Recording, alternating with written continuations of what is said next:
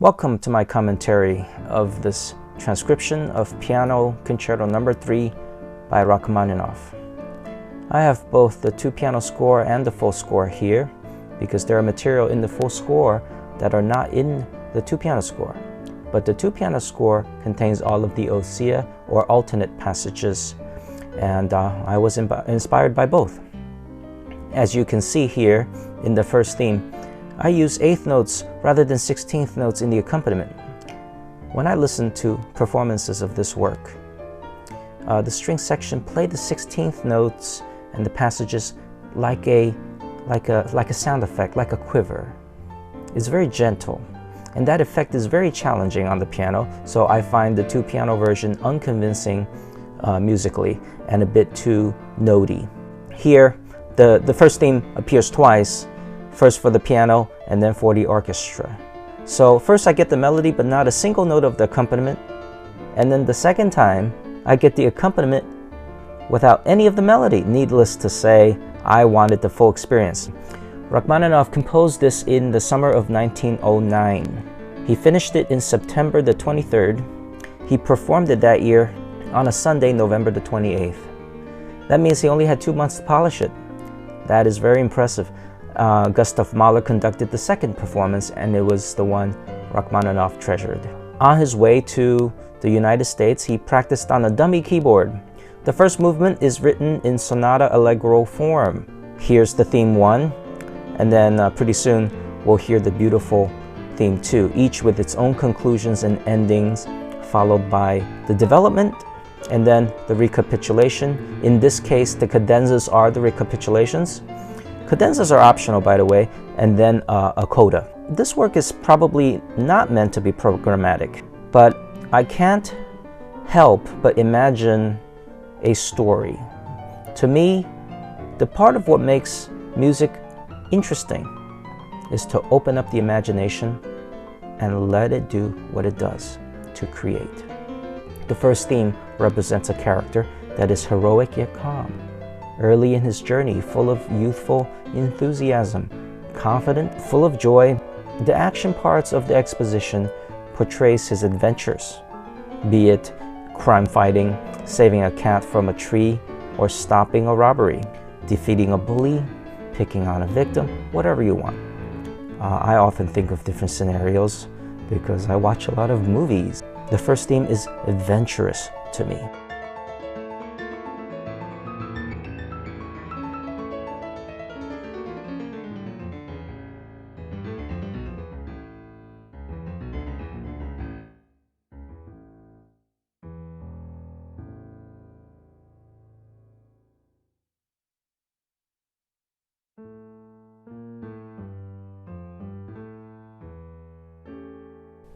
This is the transition between the first part to the second part, and it uses the first theme but slower, like a new morning, a new day with a sunrise to a beautiful sunny day.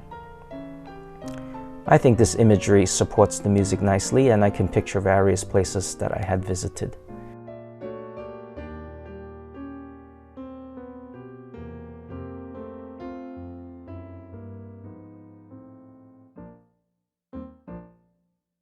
Now here, the introduction reveals the second theme, but it is slightly disguised. It can be called a variation. Later in the Rachmaninoff Paganini variations, theme and variation, he does the same thing by having a variation before the theme. This variation will come back in the third movement as well.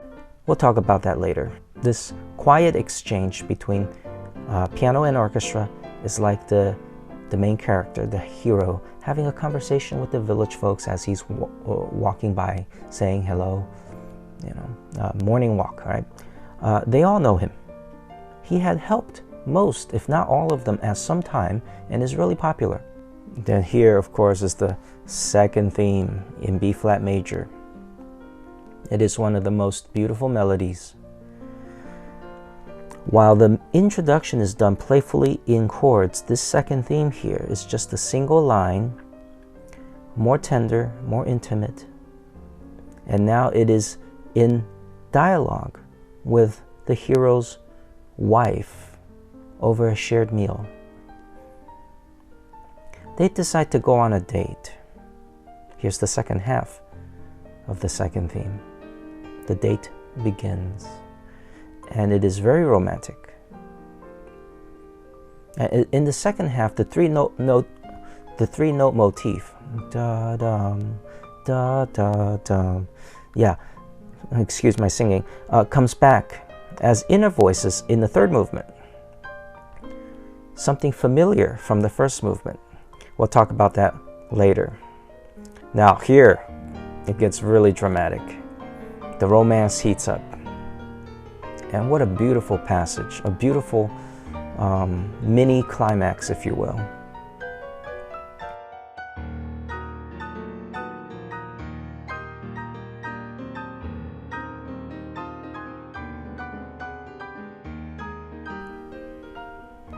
And after that, it gently calms down.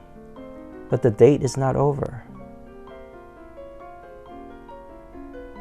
So many different emotions. And the use of modulation here, downwards, calming down. Calming down, modulation downwards and upwards. Let's see.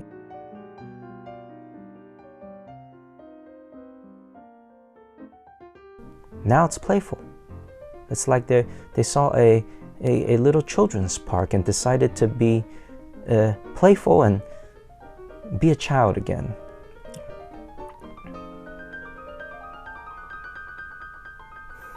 Now in the transcription, I've added the orchestra lines in. Originally I was going to omit it out, and I would like to point out that it's perfectly okay to just add the chords without the inner voices. And now the day comes to a close.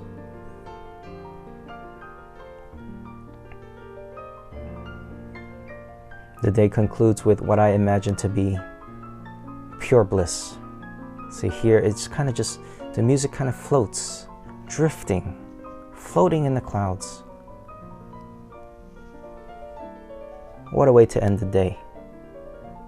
What a way to conclude the exposition with the adventurous theme 1 and the beautiful theme 2, all within its own conclusions.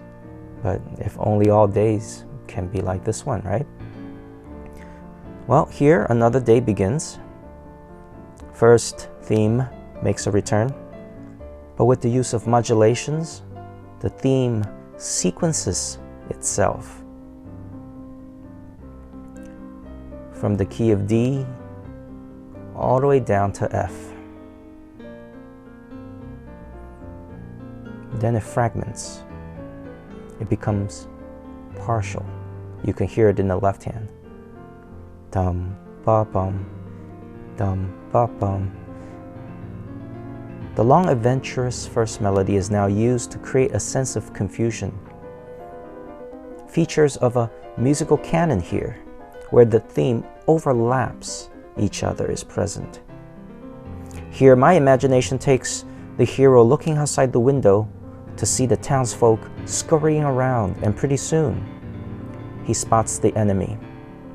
Now the enemy is whatever it can be. It can be physical or it could be metaphorical.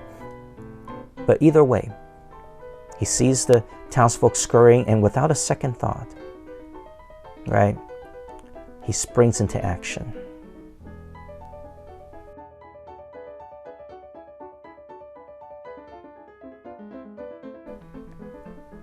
Right here. He gets his weapon and goes. His only instinct is to help people and save people, being heroic.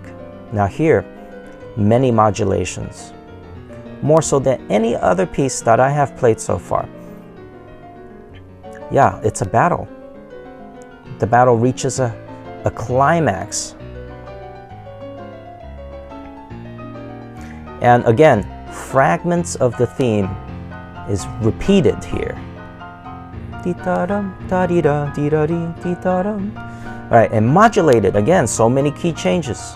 The first movement of the second piano concerto, let me diverge for a bit. The second concerto, first movement, contained no key changes. But here it's like Rachmaninoff said, "Hold my vodka." The hero is confident, but he really struggled with this enemy. And for the first time in his life, he is challenged at such a level. His confidence took a major blow, and he has doubts. And doubt can lead to failure. Catastrophe strikes and he fails. He could not save everyone. Now here I imagine many things during this passage. It is puzzling, mysterious, like being lost in the woods, lost in thought, lost in undescribable, uncertain emotion.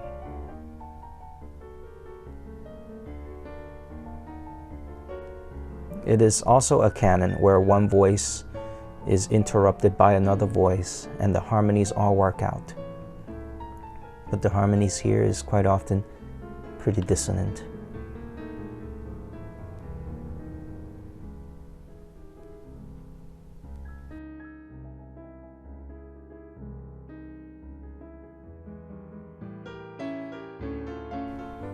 The development section ends in dread, ends in gloom or depression.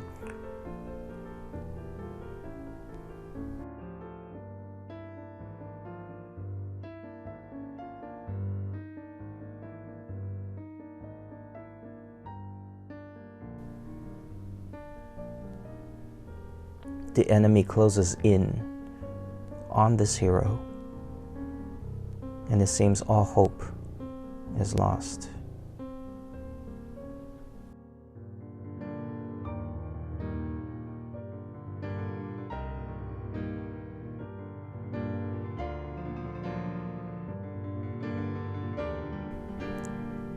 Then he sees his wife coming in, fighting to rescue him. Just her alone. And again, without a second thought, he springs into action. He wages battle once again, but braver, stronger, because he suffered defeat, suffered doubt. He was humbled, yet that humility strengthened him.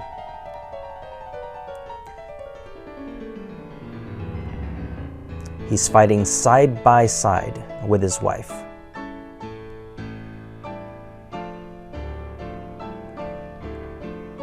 He is more than determined to win this battle. You can hear the main theme and the supporting harmonies go back and forth, each forging forward towards victory.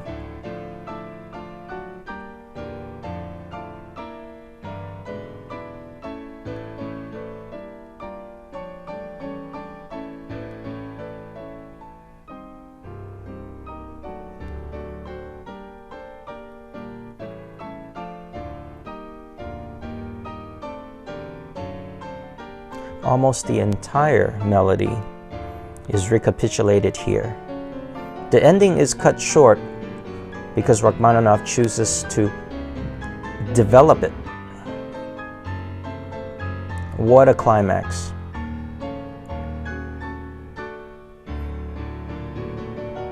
The main character feels the might of 1,000 heroes.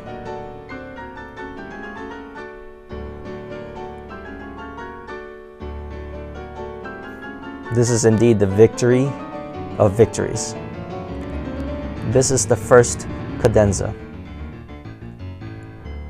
And as I said earlier, in musical form, it is actually the recapitulation of the first theme. The hero's theme is back. Now this part here is like the introduction to the second theme, right? But this time, it modulates. And whenever I play modulations, I imagine the theme going somewhere. So, where is it going?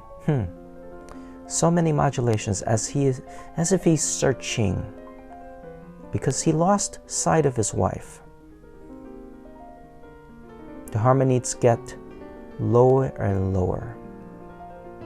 The victory is won, but where is his partner? The hero is looking for his wife, and when he finally sees her, he runs over.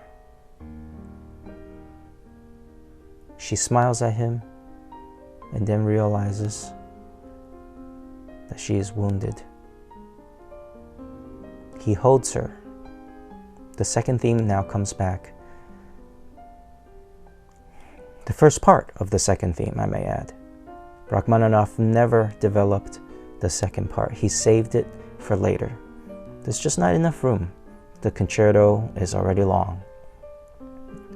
She drifts away and he is devastated. Memories of their lives shared come back, but it's not the same. It's in fragments again. The melodies goes through modulations until it becomes rather frantic. Notes starts to fly. His imagination is besides himself. The hero is losing himself. This is the second cadenza. It concludes frantically.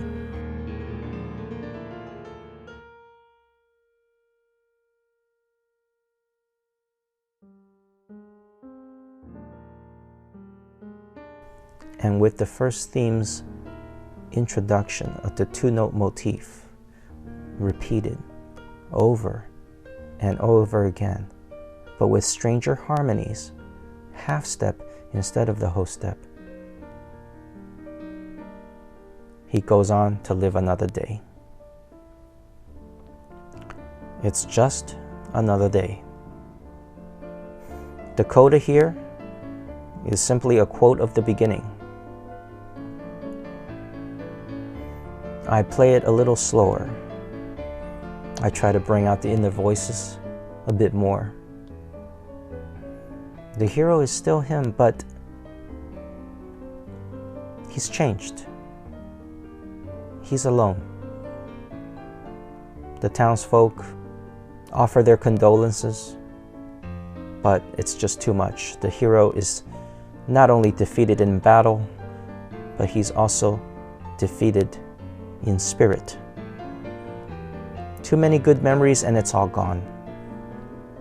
Here he says goodbyes to the townsfolk, even though they try to convince him to stay. Again, modulations.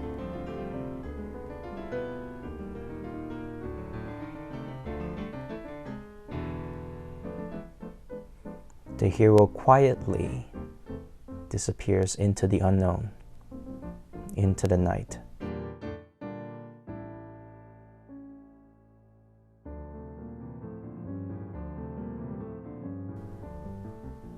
And the first movement concludes quietly.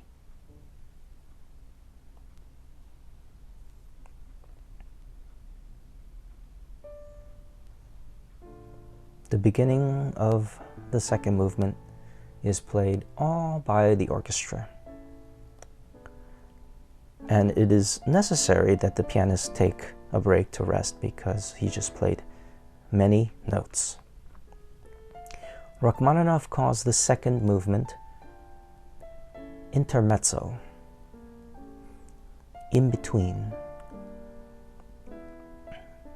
To my imagination and musical interpretation, I'm calling it amnesia, repressed memories.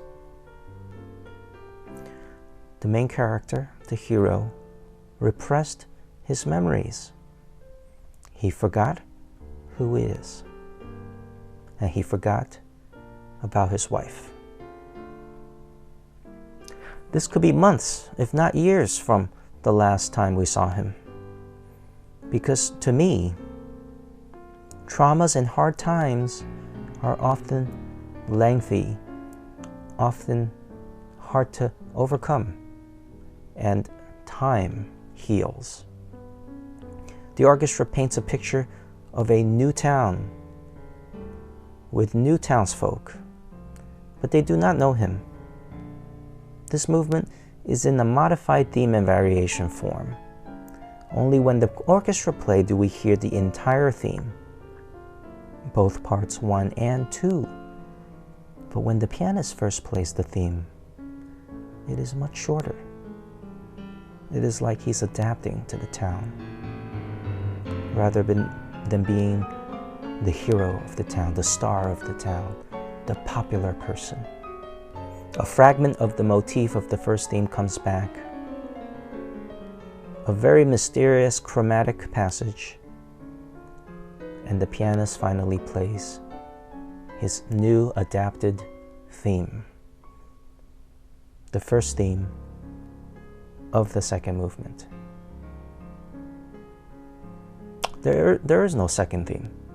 It's just one theme with theme and variation.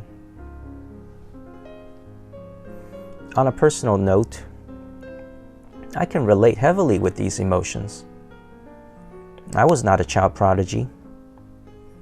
After 8 years of training, I only got to grade 4. You know,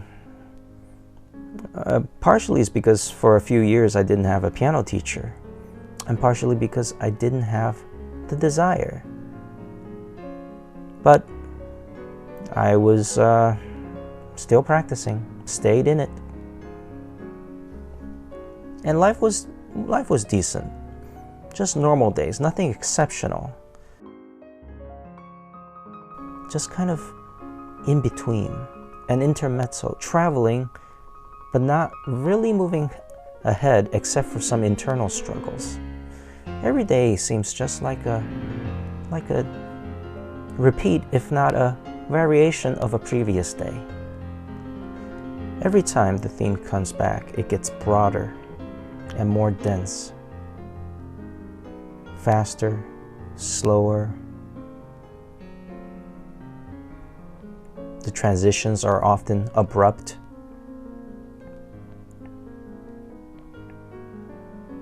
You know, but then I met a Juilliard student, and she introduced me to her teacher upon my request. The teacher did see me, but kicked me out to a different teacher. And he took me in after hearing my story. He thought that I had talent, and I had a certain degree of hunger. You know, once that door was open to me, I worked harder than ever before. The right methods, combined with the right attitude and effort, got me into Juilliard just 1 year later with scholarship. So you may think that that's a huge victory. Yes, but the victory was short, because as soon as I entered the school, in that surrounding, everyone was better than me. While I took 1 year getting better, going from 4th grade, 5th grade, all the way to getting accepted, you know, playing high school level, you know, maybe even sometimes college level pieces. Well, while I took 1 year to get better, they spent their entire life dwelling in excellence. I met many child prodigies, and it was overpowering. But I had support. And with that support, I endured. These musical passages are emotions that I cannot express with words. A story I can tell, but I'm very bad at expressing emotion with words. So maybe that's why I love music.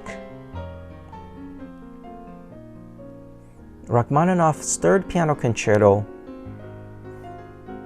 was the only piece that I remember dreading. I feared it. And my belief was that nobody else around me feared it. Of course, that was all in my mind. It is an internal struggle, just like this movement. The main theme of the second movement comes back again, and building intensity like you hear here.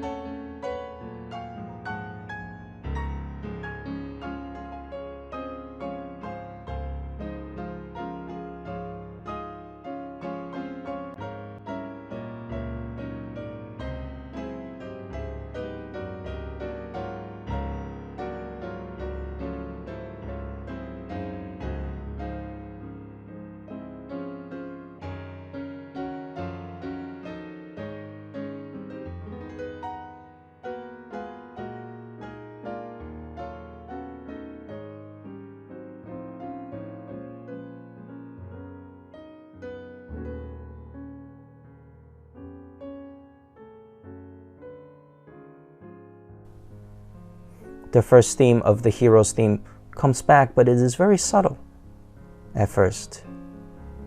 His memories are fighting to reappear.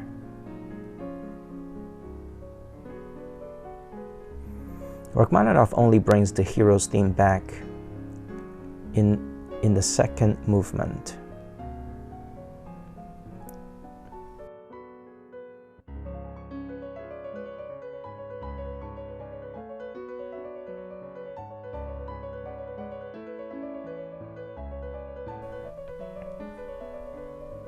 The second theme of the first movement, the wife's theme, is nowhere to be found here.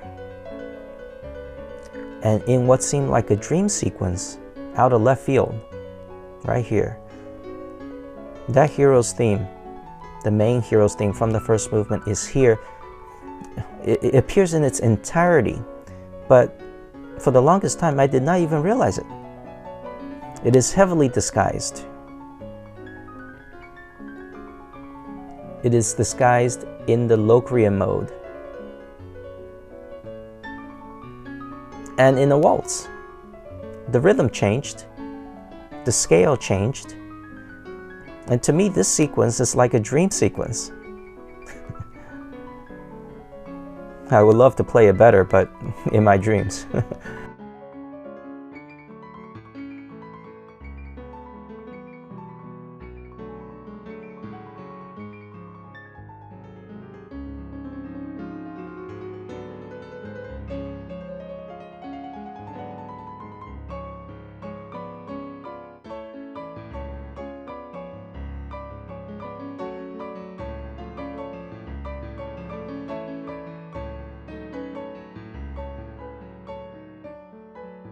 And the hero then, at the end of this melody, wakes up to the melody of the town. Just another day, just fitting in. This is the second time that the orchestra plays alone. So in this entire concerto, the orchestra play alone just these two times. And only during these two times do we hear the entire melody of the second movement.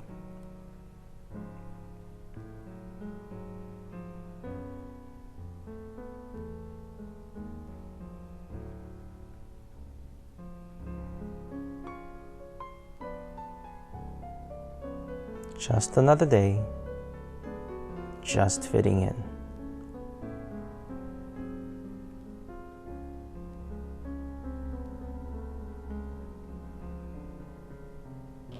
Suddenly, a new challenge arrives. The hero had enough. He can't live like this. It is not in his nature to live life just fitting in, and when opportunity calls, the hero springs back into action, just like in the first movement, just like in the Cadenza.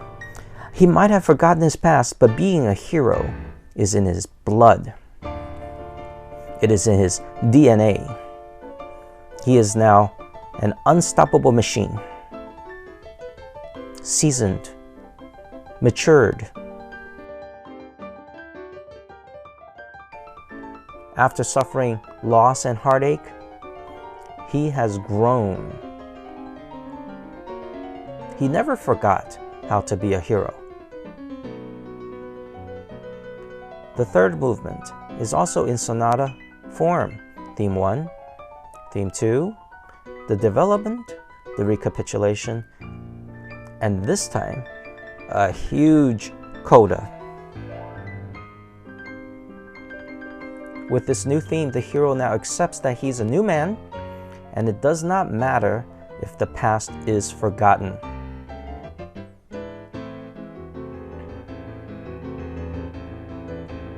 Here, the march-like elements really shows the energy of this character. It represents new hope.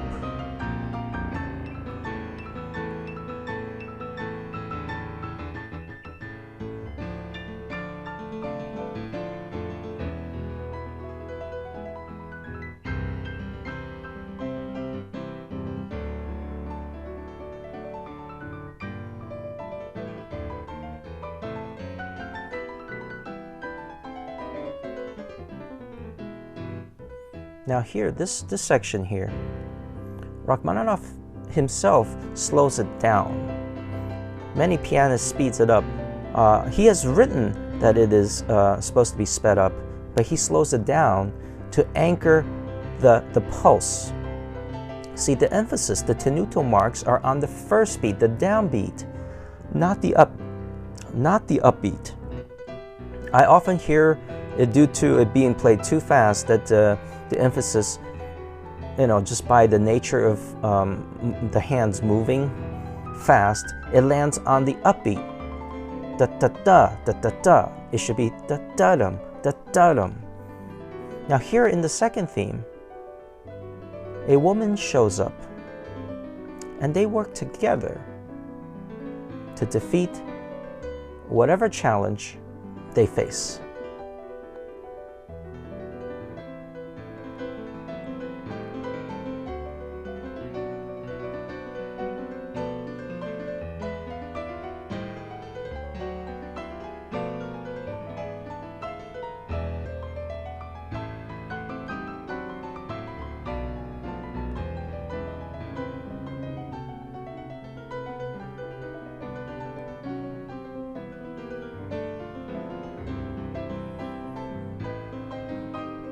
The exposition does not end, but it leads straight into the development section.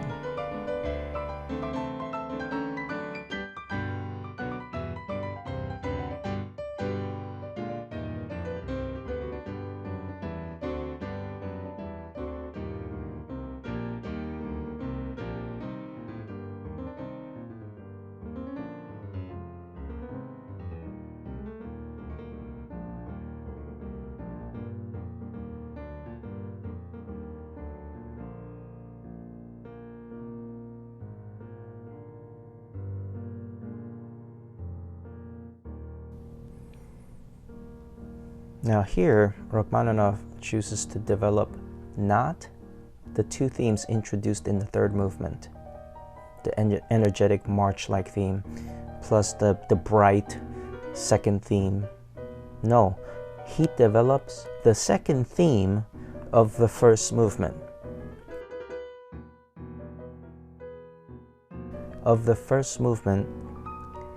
In the form of its first variation. The second half of the second theme was never explored or developed in the first movement. And now, in the third movement, Rachmaninoff finds the opportunities to do so. It is like he told himself that the concerto is long enough. That is why, even though this work is long, every section is tightly stitched to another. And if Rachmaninoff composed like Brahms with his piano concertos, this work would probably be over an hour. This concerto have only 5 themes, compared to the Tchaikovsky's First Piano Concerto, which have 8 themes. So this development is untraditional because it is a theme and variation. The woman he met seems familiar. She tries to hint at him who she is at first, in various ways, theme and variation, various ways. He still doesn't remember, but she doesn't give up.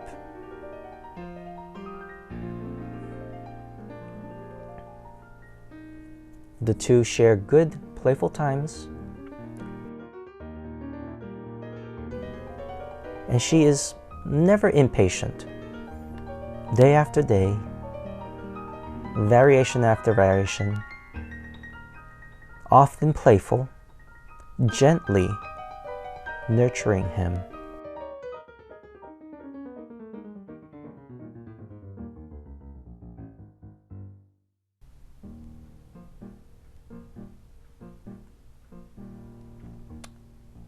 And then it starts working.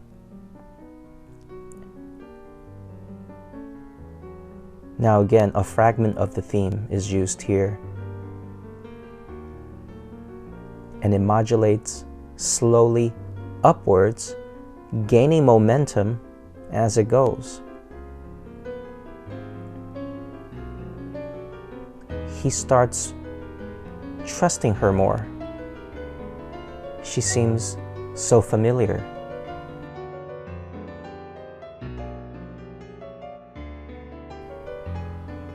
And the memory comes back.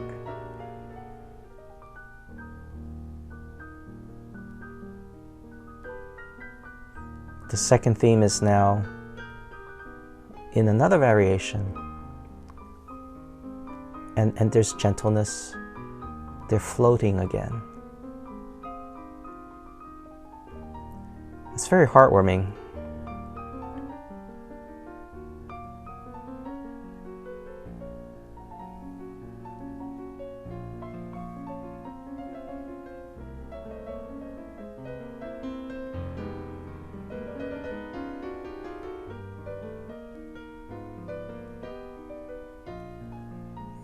Now here, the first movement hero themes comes back. The new day, another sunshine. And with that, the hero fully accepts that this is his long-lost wife. He never questioned how she came back from the dead, because he still repressed that memory. He forgot that she even died. And he is so thankful. The second half of the second theme of the first movement, when the second theme's second half returns right here,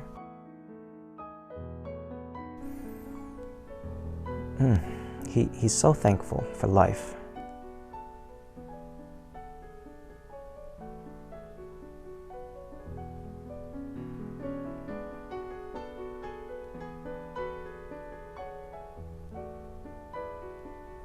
Now, the theme finally gets developed through modulations, and it's not going lower, but it climaxes to the peak.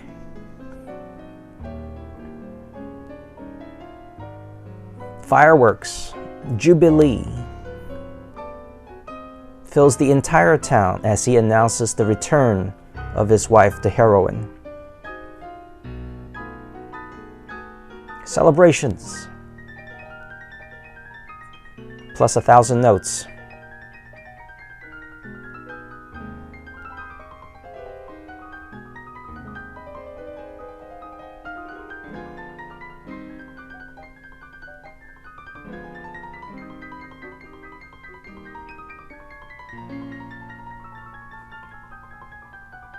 Maybe 2,000.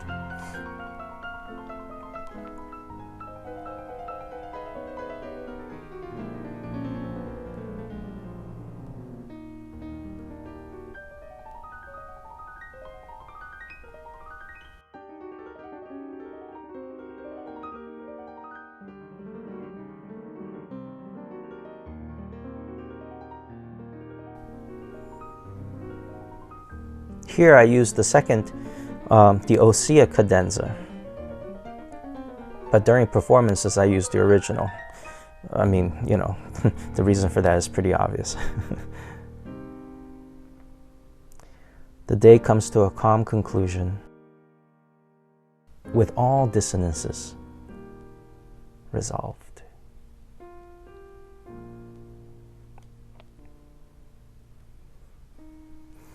The recapitulation.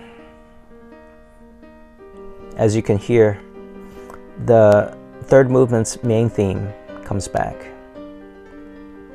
But it is more playful, slightly slower.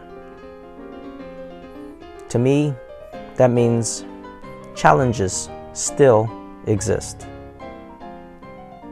But the hero's confidence is renewed and this time supported. Nobody wins alone.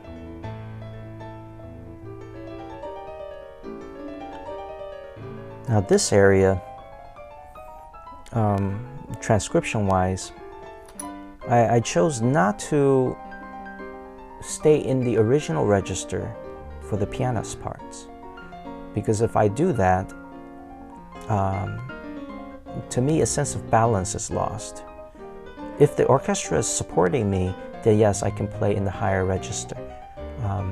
But if the orchestra is not supporting me, maybe staying in the middle, near the middle of the keyboard, playing the melodies lower an octave sounds more balanced. And of course, another reason is that there's a counterpoint here that I can include if both hands are near the middle range, because the inner voice is in the middle range. Oftentimes the music here is like a dialogue with the townsfolk, with his long-lost wife. They're all good friends now. The townfolks finally got to know him, and he is not alone.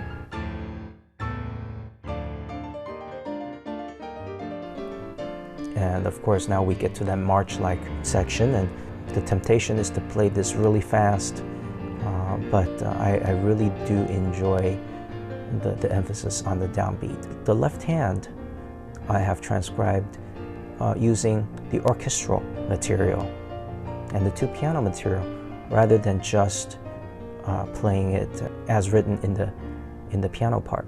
I really enjoy the downbeat, and not accidentally, whether I mean it or not, have the pulse being in the wrong place. There is a benefit to playing the pulse in the upbeat, because then you hear the second theme much better. Here, the second theme of the third movement comes back.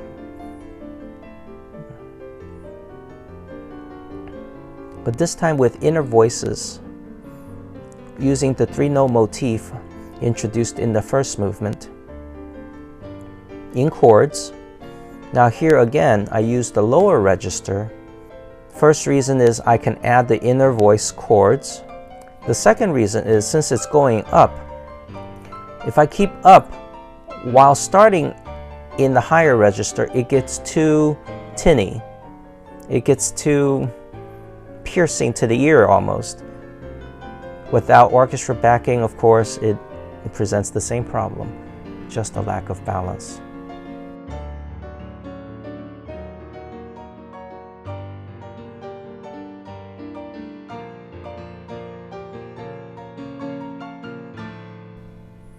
Now here's the beginning of the coda. Another battle, another challenge, another struggle, external or internal. But this time it's a triumph. It builds and builds.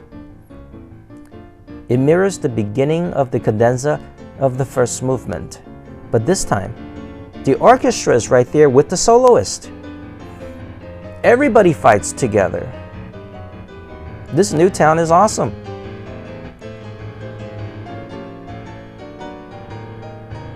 The battle is easily won.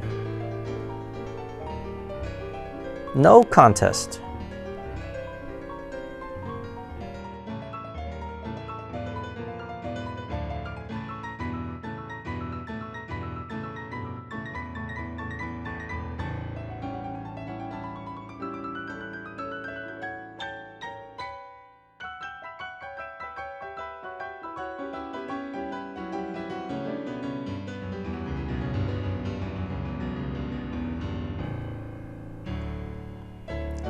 Here, the second theme is used to portray a new day.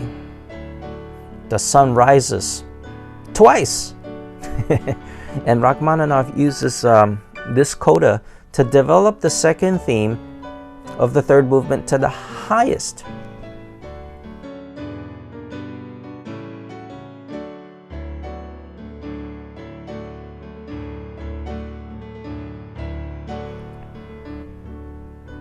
And then from the highest, dropping all the way down to the lowest register of the keyboard, and then rises again to even new heights, higher than highest.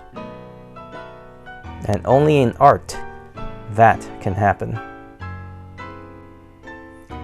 Now this is one of those sections where I just think no piano transcription can ever do it justice.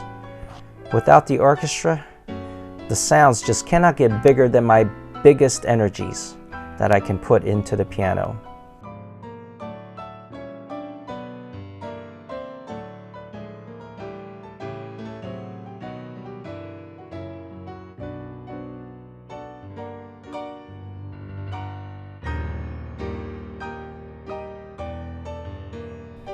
Here, with a furious cascade of octaves, Rachmaninoff gives an ending. And here I played the Ossia version, but I favored the original due to its steadiness in rhythm. What an ending. What a triumph. What a rush. And they lived happily ever after.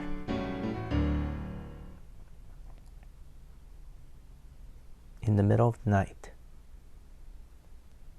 the new wife looks at him, looks at her man while he is sleeping. She grins. She remembers the weapon she used. She remembers seeing him crying over his wife's lifeless body. She remembers her intense jealousy of him, just living his happy days with his perfect wife. She quietly says to herself, "Now you are all mine."